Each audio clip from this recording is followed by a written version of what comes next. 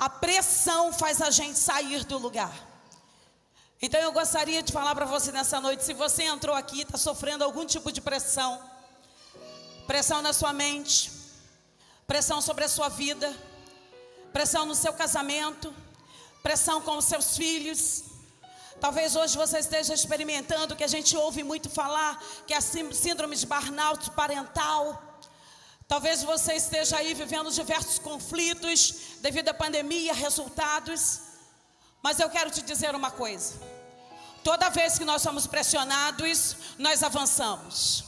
A pressão não serve para paralisar a gente. A pressão serve para fazer com que a gente avance. E a palavra de Deus é Neemias. A gente vai ler um pouquinho. Abra aí sua Bíblia, você que trouxe uma. Se está com seu celular, desligue os dados móveis para não aparecer mensagem no WhatsApp. E vamos ler. Primeiro Neemias 1. Que diz assim: as palavras de Neemias, filhos de Acalias. E sucedeu no mês de Quisleu, no ano 20º, estando eu em Suzã, a fortaleza, que veio Anani, um dos meus irmãos, ele e alguns de Judá. E perguntei-lhes pelos judeus que escaparam e que restaram do cativeiro acerca de Jerusalém. E disseram-me: os restantes que não foram levados para o cativeiro, lá na província, estão em grande miséria e desprezo. E o muro de Jerusalém fendido, e as suas portas queimadas a fogo.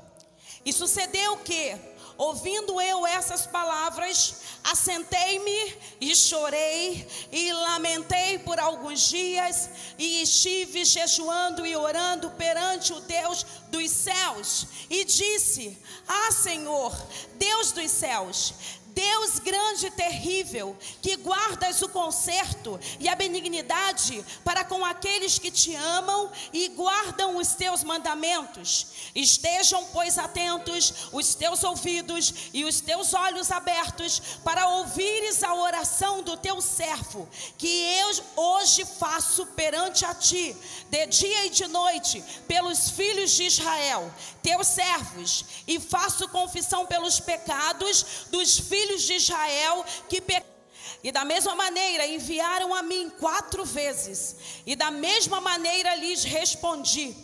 Então Sambalate, da mesma maneira, pela 5ª vez, me enviou o seu moço com uma carta aberta na sua mão, e na qual estava escrito: entre os gentes se ouviu, e Gesem diz que tu, os judeus, intentais revoltar-vos, pelo que edificais o muro, e que tu te farás reis deles segundo essas palavras, e que puseste profeta para pregarem em ti em Jerusalém, de ti em Jerusalém, dizendo: este é o rei em Judá. Ora, o rei o ouvirá segundo essas palavras. Vem, pois, agora e consultemos juntamente. Porém, eu enviei a dizer-lhe: de tudo o que dizes, coisa nenhuma sucedeu, mas tu, do teu coração, o inventas, porque todos eles nos procuram atemorizar, dizendo: as suas mãos largarão a obra e não se efetuará. Agora, pois, ó Deus, esforça as minhas mãos. Espírito Santo, que nesse momento a Alzineia desapareça, que a tua glória resplandeça, que a tua palavra, Senhor, ao ser ministrada, seja totalmente, Senhor, direcionada pelo Senhor, não por mim. Que nenhum conhecimento humano da terra possa se fazer presente, Senhor, para engrandecimento do nosso nome. Palavra seja engrandecida, porque a tua palavra tem poder para libertar, a tua palavra tem poder para mudar, a tua palavra é aquela que nos levanta. Espírito Santo, eis-me aqui. Fala conosco nessa noite, em nome de Jesus. Amém. Glória a Deus. Eu coloquei o título assim: o poder da pressão. E tem um filme que foi de 2004 que fala sobre Crash, No Limite. E crash significa, por isso que falam bem inglês, acidente, travamento, colapso, desastre, choque, colisão. Isso significa crash.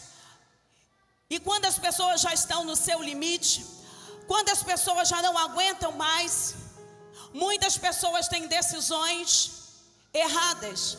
Elas desistem de lutar, elas querem parar. Mas hoje, todos nós, todos, vivemos embaixo de uma pressão. É pressão do diabo, é pressão da família, pressão quando nós queremos modificar alguma coisa no nosso comportamento. Nós somos submetidos a uma pressão. E vocês veem que eu já falei outro dia, o incrível Hulk, em 2004, quando ele era pressionado, quando alguma coisa dava errado, ele simplesmente pressionado, uau, quebrava tudo, porque está embaixo de uma pressão. Mas você precisa entender que não há crescimento se não houver amadurecimento. Não conseguimos crescer se nós não nos amadurecermos. E existem 3 grandes coisas importantes sobre a pressão. A primeira, a pressão mostra a nossa realidade. A pressão mostra quem nós somos. Uma pessoa pressionada, ela vai responder da maneira que a pressão está dentro dela. E aí a gente percebe que pessoas estão sem o autocontrole, porque começam a quebrar, começam a xingar, e esquecem de quem são, e mostram realmente a face oculta. Essa não é a melhor conduta, por exemplo, de uma pessoa que só vem para a igreja quando passa por uma luta. E aí começa a buscar, eu vou orar, eu sei, eu vou pedir oração para a irmãzinha, eu vou pedir oração para o pastor. Sabe por quê? Está embaixo de pressão. Não é a melhor conduta, mas ainda demonstra que ainda crê em Deus. Ao contrário de algumas pessoas que quando estão sob pressão paralisam, esquecem, simplesmente pasmam e não caminham mais. E ficam reclamando da situação. Já viu gente assim? Ó dias, ó céus, ó terror. Ai meu Deus, não dá certo, nada dá certo. Sempre é comigo, o problema é comigo, o negócio é comigo. Ai meu Deus, está tudo dando ruim para mim. Já viu essa pessoa assim? E nós passamos muito isso na empresa, quando eu era corporativo. E nós lembrávamos que quando as pessoas eram submetidas a uma pressão de um resultado, as pessoas começavam a se desestabilizar. Quando um contrato de uma grande operadora estava prestes a terminar, todas as pessoas ficavam muito preocupadas, nervosas, porque o contrato podia se romper. E quando o contrato se rompe, quando não se renova, as pessoas ficam pressionadas. Medo de perder, medo de não renovar, medo de estar desempregado. Então essa pressão fazia com que as pessoas, ou faz ainda com as pessoas que trabalham no mundo corporativo, se desestabilizem. E muitas pessoas dizem que vão parar. Eu atendi uma moça outro dia, ela é da Força Militar, só que ela é civil. E ela chegou no consultório e ela muito nervosa, ela muito preocupada, ela disse: olha, Alzineia, não aguento mais. Eu vou chutar o balde, eu vou desistir. Sabe por quê? O comandante, ele está me pressionando demais. Todo dia ele arruma um problema comigo. Todos os dias eu tenho um problema com ele. E ela é advogada, e ela é detalhista, e ela começa a discorrer sobre os processos muito bem. E ela dizia assim: olha, só que ele nunca está satisfeito. E todos dizem que eu escrevo muito bem, mas ele diz que eu demoro demais. Então eu não estou aguentando mais. E eu falei: olha só, primeiro ponto, se equilibre. Se Deus te colocou nesse lugar, só Deus pode te tirar. Mas se você está sendo pressionado por esse homem, significa que tem alguma coisa que você precisa aprender. Mas muitas vezes nós passamos pela moenda, nós passamos pelas dificuldades, nós passamos pelas lutas e nós queremos correr Sabe por quê? É mais fácil fugir. Sabe por quê? É mais fácil chutar o balde. É mais fácil jogar a toalha. É mais fácil dizer, vou pedir demissão. Ah, queridos, eu chegar para cá.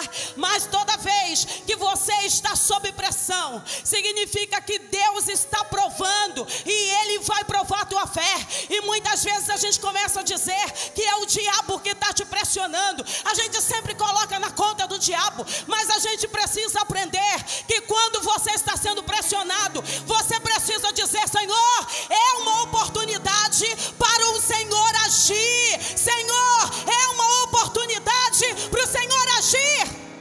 Ei, está entendendo? Você está entendendo? Que muitas vezes a gente questiona, a gente começa a dizer que é o diabo, que o diabo quer te paralisar, que o diabo está usando o teu chefe, que o diabo está usando... Olha, gente, para em nome de Jesus. Eu sei que o meu Redentor vive, e pela nossa causa Ele se levanta, Ele continua se levantando pelas causas impossíveis. Ei!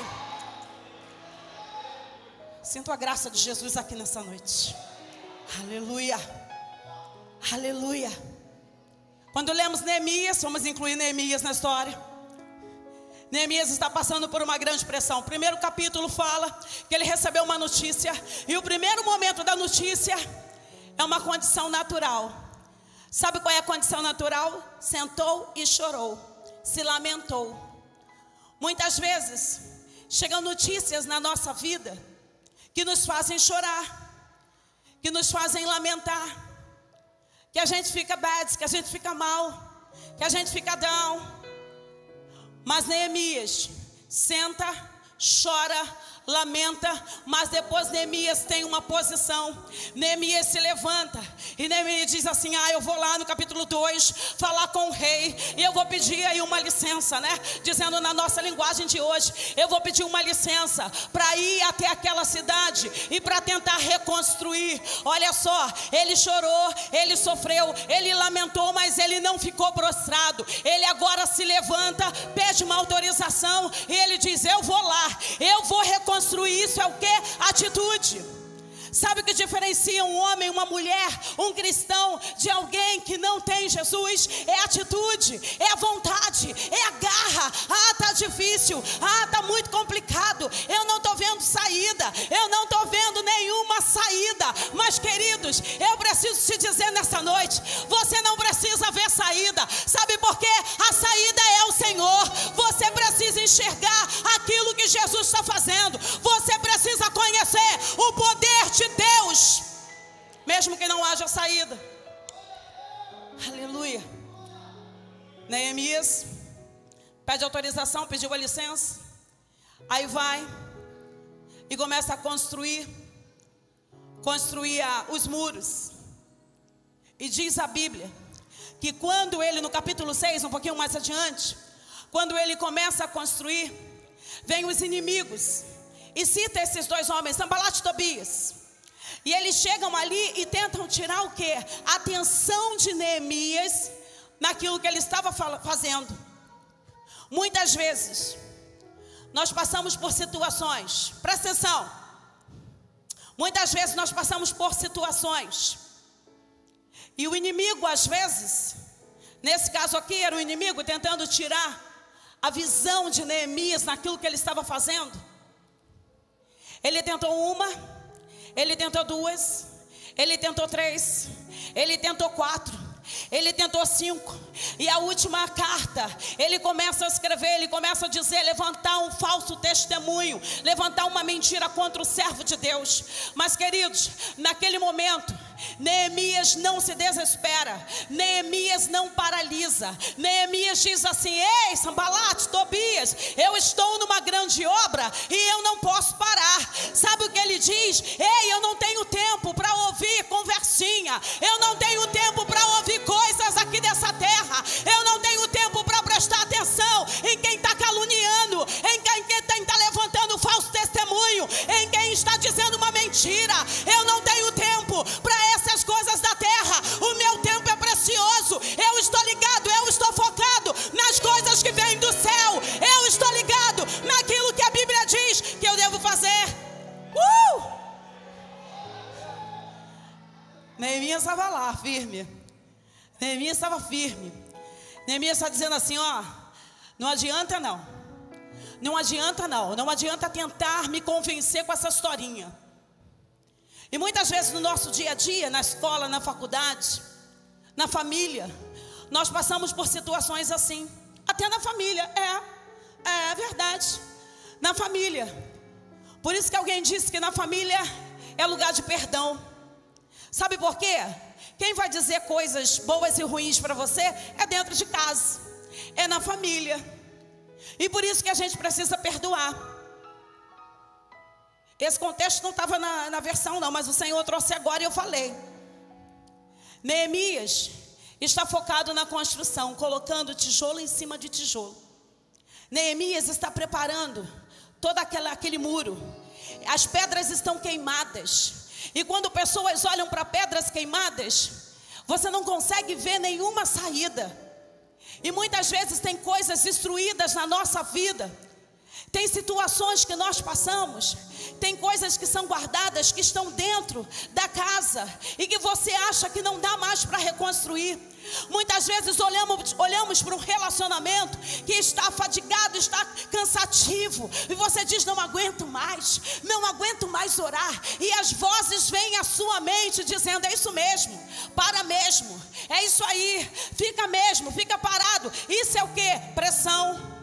Pressão psicológica, pressão dessa terra, pressão do diabo sobre a nossa vida para que a gente desista. E eles foram 4 vezes, eles eram insistentes, 5, eles eram insistentes, eles insistiam, e eu imagino o coração de alguém que está sob pressão. O coração de alguém que está sob pressão começa a bater forte. Consegue me acompanhar? Olha o coração do ansioso. Alguém que está sob pressão começa a despertar uma ansiedade. O coração começa a acelerar. O coração começa a acelerar. E de repente essa pessoa está passando mal. De repente essa pessoa está sentindo uma dor no seu corpo. E de repente essa pessoa está sentindo calafrios no seu corpo. E de repente está com uma dor no braço que parece que vai ter um infarto. E de repente essa pessoa começa a sentir uma palpitação e achando que não vai conseguir. A pressão faz isso. A pressão demasiada, ela gera ansiedade. E a ansiedade gera uma doença patológica que nos leva a uma situação de medicação. Imagine vocês, esse homem pressionado, tem que dar resultado, tem a data contada de voltar, porque ele tem um compromisso com o rei e ele tem que voltar. E ele agora ouve essas palavras o tempo todo, falso testemunho, mentiras, palavras que foram levantadas para poder comprometer a sua imagem. Ele está bad, ele está mal, mas ele não para.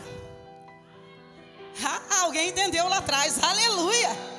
Mas ele não para, ele prossegue, ele diz, o meu alvo está no céu, o meu alvo é construir e eu vou terminar a boa obra que eu comecei, a boa obra que Deus começou, não vai parar, vai terminar. Então muitas pessoas ficam até ansiosas, mas a ansiedade é para ser controlada. Eu sempre digo para os meus pacientes, quando você estiver ansioso, para, inspira, bota o ar todo para dentro, solta pela boca. Está ansioso, está preocupado, está nervoso, está achando que vai dar errado, é muita pressão. Seus pais estão esperando que você passe no Enem. Seus pais fizeram uma aposta em você. Tá rindo, né? Seus pais fizeram uma aposta em você. Eles pagaram pré-vestibular, eles pagaram cursinhos e eles esperam um resultado teu. Eles querem que você chegue acima do lugar que eles não chegaram. E aí você se sente pressionado. E você começa a não dar conta. Ao invés de falar, você começa a se trancar no seu quarto. Ao invés de falar, você começa a assumir, e você começa a assumir uma doença patológica para você. Mas eu quero dizer para os jovens dessa igreja, para os adolescentes dessa igreja: olha só, se você está passando por essa pressão, nesse momento você precisa respirar, respirar, respirar e dizer: eu vou vencer, porque o meu foco está no céu e o Senhor vai me abençoar, porque eu estou estudando. Então a ansiedade não pode nos consumir. Neemias agora olha para Sanbalate, Tobias, entende o cenário, vê o que está acontecendo e fala assim: eu já entendi tudo. Eu já entendi tudo. Sabe quando você tem o discernimento espiritual? Sabe quando você tem o discernimento espiritual? Você consegue entender quando as coisas são naturais ou quando as coisas são espirituais. A gente não espiritualiza tudo, mas nós somos seres espirituais. Então a gente precisa do discernimento espiritual.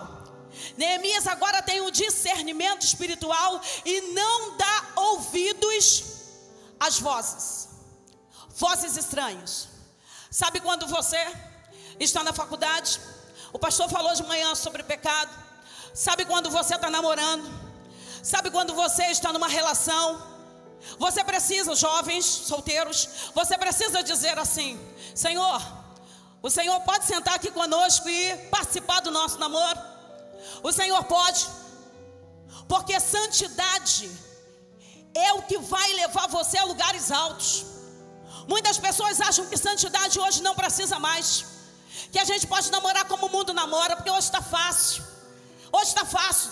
Namora, se relaciona sexualmente e depois a gente está na igreja e ninguém pode falar nada. Queridos, nós queremos dizer que o Senhor quer você santo, o Senhor quer abençoar o teu relacionamento, mas você precisa namorar com o Espírito Santo. Tem que estar do lado e tem que ver e tem que aprovar.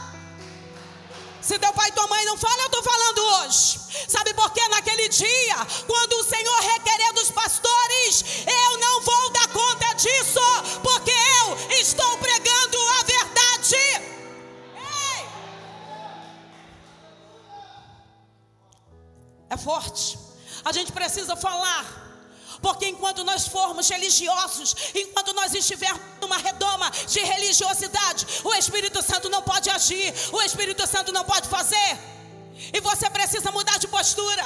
Você tem que mudar de postura. Se você quer a bênção de Deus, se você quer ser abençoado por Deus, se você quer seguir no bom caminho, procure a santidade.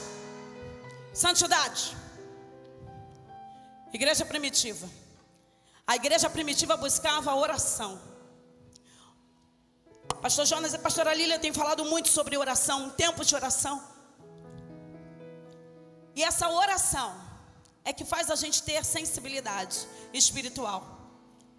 Neemias agora, ele não se deixa dominar pelo desespero e pelo pavor. Ele está com medo, ele está preocupado, mas ele não se deixa dominar. Ele simplesmente segue em frente. Quem já passou por uma pressão no trabalho, levante sua mão. Eu também. Quantos de nós já passou uma pressão na família, levante sua mão. Eu também. Quantos de nós já não passou uma pressão financeira, que você acha que a grana não vai dar no final do mês? Levante sua mão.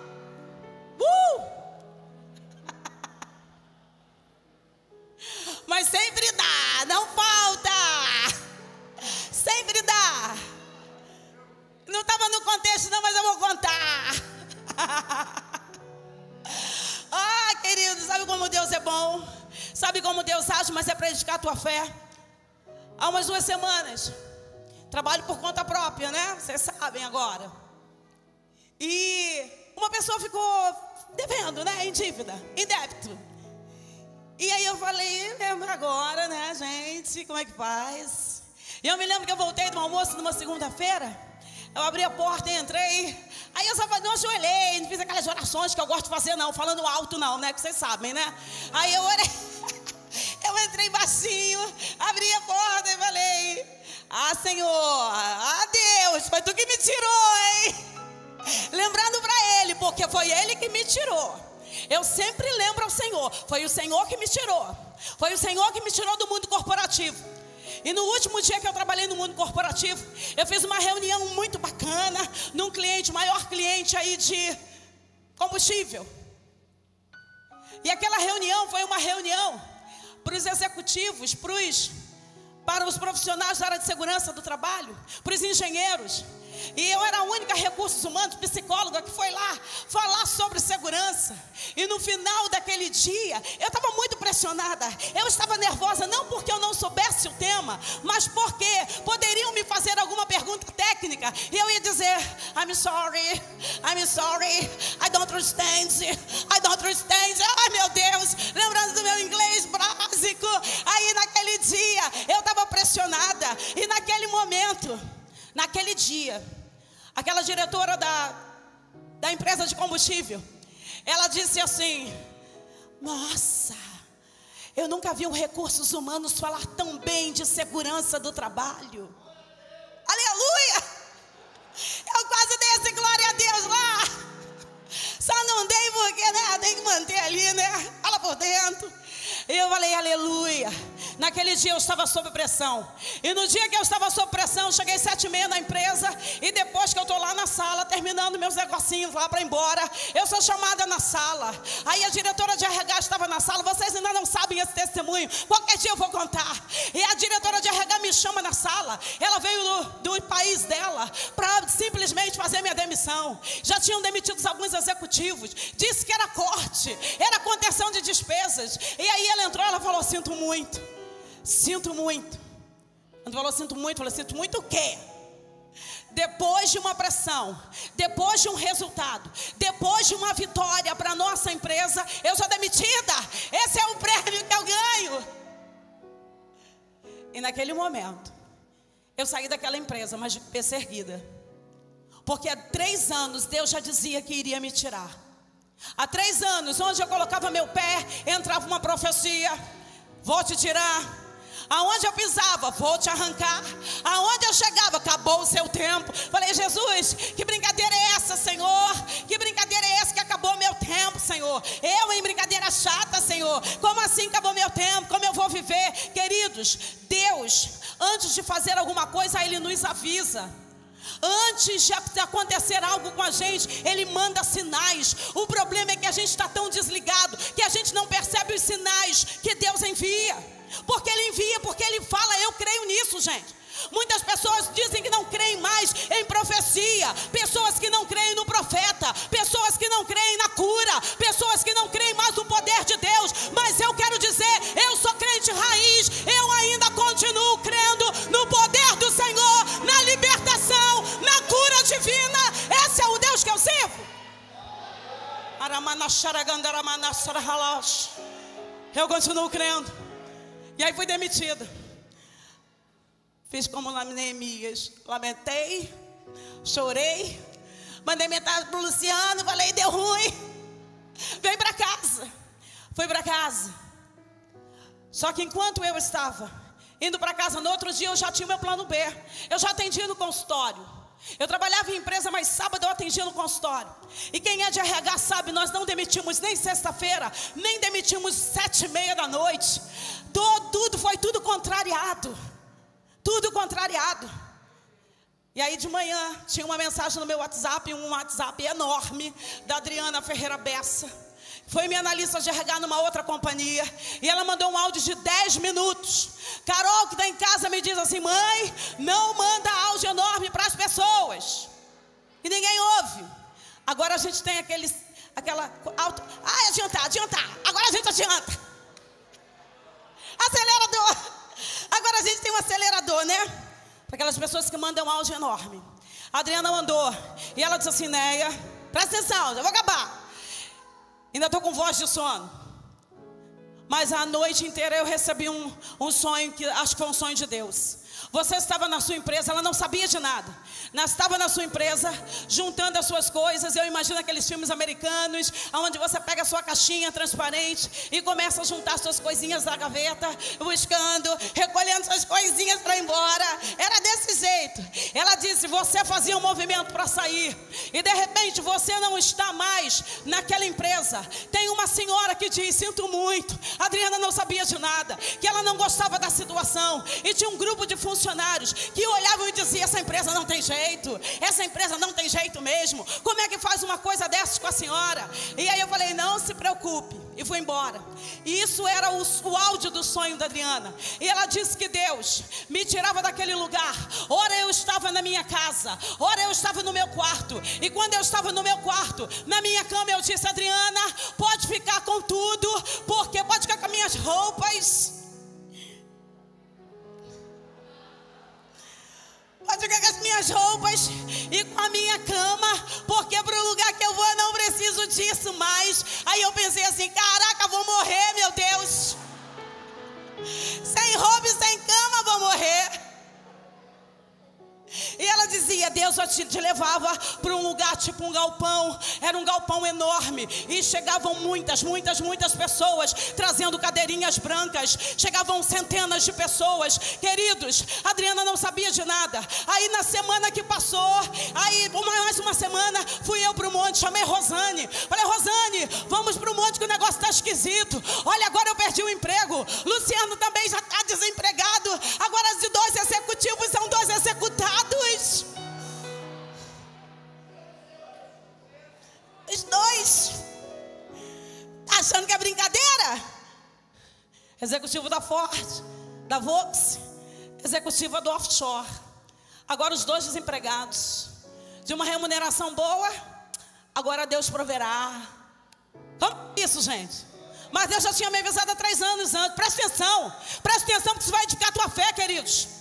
Aí fui para o Monte das Oliveiras, vou orar, meu Deus. Aí botei uma calça leg, coloquei uma camisa comprida, porque mulher decente, quando usa a calça colada, ela bota um camisão por cima, tapando a frente e tapando aqui atrás. Mulher decente não anda com roupa colada para mostrar seu corpo. Sabe por quê? Porque tu tem a presença do Espírito Santo. E quem tem a presença do Espírito Santo não precisa mostrar nem aqui, nem aqui, nem aqui. Você tem que mostrar Jesus na tua vida. Ei! Seja decente, vista como uma mulher decente. Honre teu marido, porque a hora que você estiver andando indecentemente, você está desonrando seu marido. Fala a Deus. Não estava no contexto. Até esqueci onde eu estava. Aí, fui no monte com a Rosane. Falei: Rosane, vamos orar, né? Aí botei minha roupinha, minha calça leg, botei um tênis. Nunca andei de tênis, só tenho um tênis. Agora tem 3 que eu ganhei. Botei o tênis e subi um monte. Quando eu estou subindo um monte, pastor Jefferson, hoje conheço, já preguei lá em Santa Cruz. Ele parou, tinha um monte de irmãzinha, todo mundo de coque, todo mundo com vestidão, igual o meu hoje assim. Hoje eu estou de monte, né? Aí, aprendi, gente. Muita gente fica elegante, né, gente? Decente. E aí, quando eu estou subindo, ele olha para mim e fala assim: irmã. Falei: ih, havia um ex que te digo para mim. Onde eu chego tem um ex que te digo: irmã, a hora que você subir esse monte, eu vi uma grande chave vindo sobre a sua cabeça. Contei esses dias para Deise, quarta-feira. Vi uma grande chave sobre a sua cabeça. Quando ele falou grande chave, eu: aleluia! Oh, porta de emprego. Agora eu vou para uma multinacional americana. Vou trabalhar lá junto com o pastor Marcos agora. Você vai RH de lá.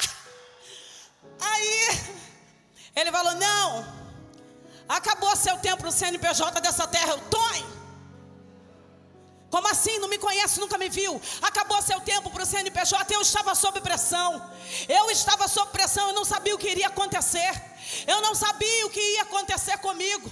Eu não sabia como a nossa vida ia ser. Viver na dependência de Deus. Ai, é muito bonito falar, mas viver não é fácil não, queridos. E aí naquele momento, quando ele começa a falar: irmã, Deus te dá uma grande chave, é uma grande unção que está vindo sobre a sua vida. E chegarão muitas pessoas, milhares de pessoas vão chegar num galpão, um lugar tipo um galpão. E nesse galpão vão chegar pessoas trazendo cadeirinhas brancas, o mesmo sonho que a Adriana tinha tido na sexta-feira. Queridos, eu falei, gente, não é possível, Deus existe, não é possível, Deus está falando. Quando Deus está falando, Ele vai ratificar aquilo que Ele falou, para que você, se você tiver com dúvida, Ele vai te mostrar. Então naquele momento, eu estava pressionada, eu estava preocupada com o que haveria de ser da nossa vida. E agora Deus diz que acabou o tempo. Como que acabou o tempo? Como que eu vou viver? Como eu vou pagar minhas contas? Como você vive com um tipo de remuneração e de repente você vai viver com a remuneração que Deus vai te mandar? Ah, queridos, é pressão todo dia, é pressão todo dia. E aí naquele momento eu falei, ok. Aí foi quando meu primo pastor Matusalém Simões, já estou até contando testemunho. Meu primo pastor Matusalém falou, prima, já que tu está desempregada, vem fazer um negócio aqui na igreja. Falei, negócio na igreja? Eu não era nem pastora. O negócio na igreja, que dia? Segunda-feira na igreja, de tarde. Falei, gente, que é isso, gente? Fazer o que segunda-feira de tarde na igreja? Tá doido. Mas você é uma lady, porque você tem um Senhor que é Lorde. Aí quando você não quer dizer não, você fala assim, vou pensar. Educada, vou pensar. E naquele momento que eu estava na minha casa, sentei no laptop, falei, vou mandar currículo. Não vou mandar currículo. A tentação de mandar currículo. Falei, não vou mandar. E o Espírito Santo começou a trazer sobre a minha mente. Fale sobre aquilo que você conhece: depressão, ansiedade, síndrome do pânico. Fala sobre traumas emocionais. O Espírito Santo começou a trazer temas da minha área de psicologia. E eu falei, gente, eu vou falar isso. E de repente, a minha Bíblia se abriu e Deus começou a me mostrar ansiedade na Bíblia, depressão na Bíblia, síndrome do pânico na Bíblia, traumas emocionais na Bíblia, violência sexual na Bíblia.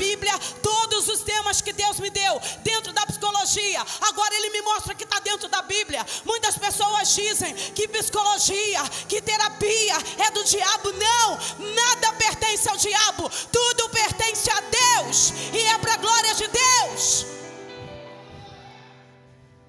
E eu estava pressionada, eu falei, vamos fazer. Aí botei Rosane de bucha. Falei, Rosane, tu que vai fazer as inscrições, eu não quero nem saber. De repente não vai aparecer ninguém lá, eu não quero nem saber, não vou passar essa vergonha não. Aí Rosane, topa tudo, amiga, deve estar ouvindo, começou a fazer as inscrições no Google. De repente tinha 100, 150 pessoas. Ela mandou, Neinha, tem 150. Eu falei, gente, 150, segunda-feira à tarde. Tem 200, tem 300. Quando deu 300 pessoas, eu liguei para o pastor Matusalém e falei, pastor Matusalém, eu não sei como é a tua igreja, mas tem 300 pessoas inscritas. Vai dar para esse povo todo? Ele, assembleiano, deixa Deus te usar, minha prima. Tá bom. Continuamos as inscrições, 350, 400, quando deu 499 pessoas, aí o espírito corporativo veio em mim, aí eu falei assim, chega, sabe por quê? Um lugar para 500 pessoas precisa de extintor de incêndio, um lugar para 500 pessoas precisa de ter um medicamento, se alguém passa mal, se tem espaço, como vai ser? Gente, tudo aquilo que você aprende lá no mundo corporativo não se perde, Deus vai usar em prol da obra dele, é conhecimento que Deus nos dá. Aí naquele primeiro dia que nós chegamos no Mentes Curadas, eu estou falando sobre depressão, sobre decepções. E aí quando eu olhei para a porta, eu digo que mulher vê tudo. Mulher vê tudo, o homem vê uma coisa só, mas a gente vê tudo. E a porta era assim do lado, quando aquela porta abriu, eu já tinha começado. E aí parou um caminhão, e um caminhãozinho branco, um caminhãozinho cheio de cadeiras brancas. E as pessoas pegavam as cadeirinhas brancas e começaram a encher a igreja. A igreja ficou lotada durante 8 semanas. E aí o Espírito Santo, desde que você disse que ficou com dúvida, e que eu também tinha dúvida do descer do Espírito Santo. Eu não tinha experiência com a unção. Eu não tinha experiência com isso. Eu via Benihim, eu vi na comunidade Zona Sul. Eu não tinha experiência nenhuma com unção. Porque quando você está sob pressão, Deus quer derramar uma grande unção sobre você. Quando Deus vai retirar alguma coisa, Ele vai te surpreender com outra coisa. E eu não entendia isso. E naquele momento, quando nós fizemos o apelo, quem está decepcionado, quem quer vir à frente, veio quase a igreja toda.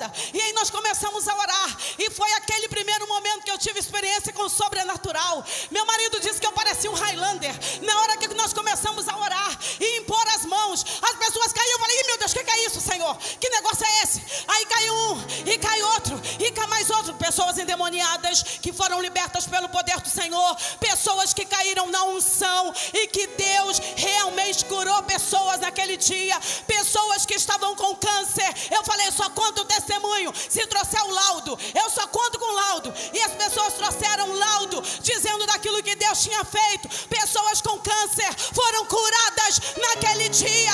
Sabe por quê? A pressão faz isso. Quando você está pressionado, Deus envia uma grande unção sobre a nossa vida. Foi isso. É para Jesus, pode aplaudir. Foi isso, Deise. Só que eu não conhecia. Eu não conhecia essa unção. Aí eu fui estudar sobre isso. Porque eu fiquei com medo, né, gente? Pessoa caindo assim. Como é que é isso? Tinha visto na televisão, tinha visto na Zona Sul, mas comigo não. Então eu fui entender que Deus precisava mudar o meu CNPJ.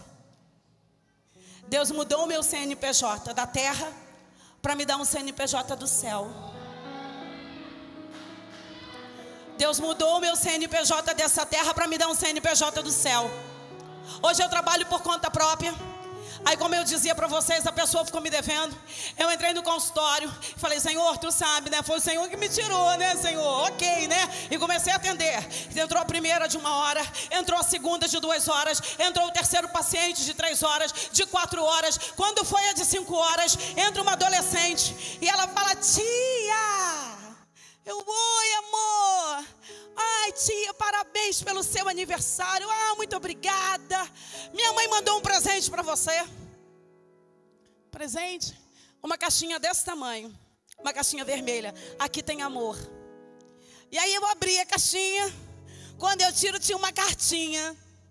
Aí eu olhei a caixinha e vi que tinha umas notinhas verdinhas.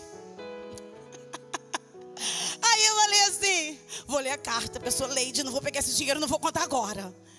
Aí li a carta, chorei, fiquei emocionada com aquilo que Deus estava fazendo na vida daquela adolescente.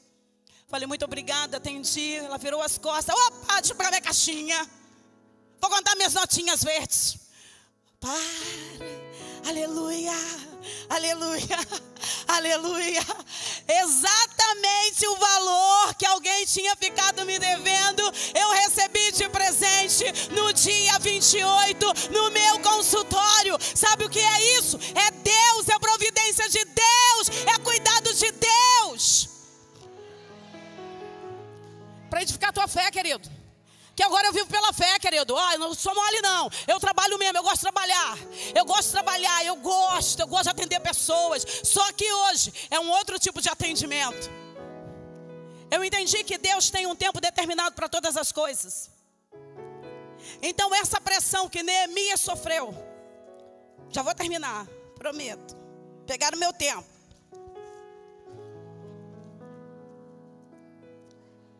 Essa pressão que nem brincadeira, que Neemias sofreu, todos nós passamos. Vou dar uma diminuída aqui, que eu escrevi muita coisa. A pressão produz a realidade. Quando ela é bem canalizada, ela também pode ser transformada em poder. A diferença está no processo. No processo. A pressão, ela faz com que a gente ore. Como Abacuque 3, 17, 18. Ainda que a figueira não floresça, nem haja fruto na vide, e o produto da oliveira minta, e os campos não produzam mantimento, as ovelhas sejam arrebatadas do aprisco, e nos currais não haja gado. Todavia, eu me alegro no Senhor, e exulto Deus da minha salvação. A pressão, ela produz o que? O poder. Hoje nós não queremos poder, mas a igreja precisa buscar poder. O poder vem com a santidade. O poder vem com a busca. E Jesus diz: você pode pregar o evangelho, arrependei-vos e convertei-vos, e você também precisa curar. Esse é o ministério de Jesus. Então Deus escolhe, para a gente acabar, maneiras diferentes de gerar pressão em cada um de nós. Uns através de sonhos, outros através de comparação, de compaixão, outros através de uma indignação. Estou indignado, essa vaga deveria ser minha e agora não é. Estou indignado, eu estudei muito e não passei. Estou indignado, alguém entrou na vaga que era minha. Você fica pressionado. Portanto, quando a pressão chegar na sua vida, seja o tipo que for, o lugar que você esteja, você não vai dar brecha ao diabo. Você vai dizer o seguinte: Senhor, essa é uma boa oportunidade para que o Senhor manifeste o seu poder. A mulher samaritana estava pressionada. Não podia pegar água de manhã, porque senão poderia ser lixada, poderia apanhar. A mulher do fluxo de sangue estava sob pressão, 12 anos, sangrando, menstruando, e está no meio da multidão apertada, anêmica, sofrendo. Ela está na pressão, ela quer a cura. O cego de Jericó, ele não estava enxergando, mas ele estava ouvindo que Jesus estava passando. Ele estava na pressão porque ele queria ser ouvido. Elias, ele também sofre a pressão de Acabe e Jezabel, que havia matado muitos profetas. Raabe sofreu a pressão de esconder aqueles 2 homens com medo de ser morta. Moisés sofreu pressão para retirar o povo de Israel do Egito. E ainda sofreu pressão com as reclamações após terem passado o Mar Vermelho. Josué sofreu pressão quando teve que assumir o lugar de Moisés. Moisés estava morto, Josué está de luto, e Josué agora está pressionado a assumir o lugar de Moisés, de um grande líder. Mas o Senhor diz para ele: ser forte e corajoso, eu estarei contigo por onde quer que andares. Tem uma pressão, mas tem uma palavra. Tem uma pressão, mas tem um acalento. Tem uma pressão, mas tem um respaldo. Tem uma pressão, mas tem Jesus dizendo: eu estou com você. Eu estou com você. Eu estou com você. Davi sofreu pressão dos filisteus, dos gigantes. Ele está ali diante daquela cena. Ele está pressionado, mas ele não para. Ele parte para cima. E Neemias, o autor da história, sofreu pressão de Sambalate e Tobias e não cedeu. Não cedeu. Quantos profetas, quantas pessoas na Bíblia que a gente lê, que a gente ouve, que a gente medita, e a gente começa a ver quanta pressão. Pressão no quartel, pressão por resultados, pressão. Tem muita pressão sobre a nossa vida. Pressão para você ser consumista, para você comprar aquilo que você não precisa. Pressão para você querer viver igual aos outros. Pressão para você ter aquilo que não é para você, que é dos outros. Pressão para você se vestir igual fulano de tal e você não tem condições. Pressão para você desistir do seu casamento porque você acha que vai aparecer alguém mais interessante. Pressão para não perdoar. Pressão para você simplesmente paralisar no mundo espiritual. Pressão para você não orar. Pressão para você desistir. Pressão para você voltar atrás. Nós somos pressionados a todo momento, a todo instante. Pressão da mídia. Eu disse outro dia: mãe, pai, esse é um momento que Deus está nos dando. Não importam as leis que estão votando, nós seremos contra. Mas esse momento da pandemia é para você ensinar o teu filho conhecimento bíblico, para a hora que ele chegar na escola e ele for pressionado, ele vai saber o que responder. Mas tem pais que estão com a síndrome da burnout parental, estão cansados dos filhos, estão doidos que acabe a pandemia para se livrar dos filhos. O seu filho não é um peso, não. O seu filho é bênção de Deus, e Deus está te dando esse tempo para cuidar deles. Deus está te dando esse tempo para você ensiná-los. Porque eu fui ensinada. Então podem vir até os falsos profetas que o pastor pregou de manhã. Que aquela orientação ali para os pastores, né, foi para a gente. Para os pastores de manhã, para os sacerdotes. Foi para a gente. Que nós precisamos anunciar a palavra, cuidar da igreja. Nós precisamos, eu também. Eu falho muito. Eu falho. Mas que nós possamos entender a vontade de Deus nesse tempo. E que a gente possa de verdade ensinar os nossos filhos no caminho que eles devem andar.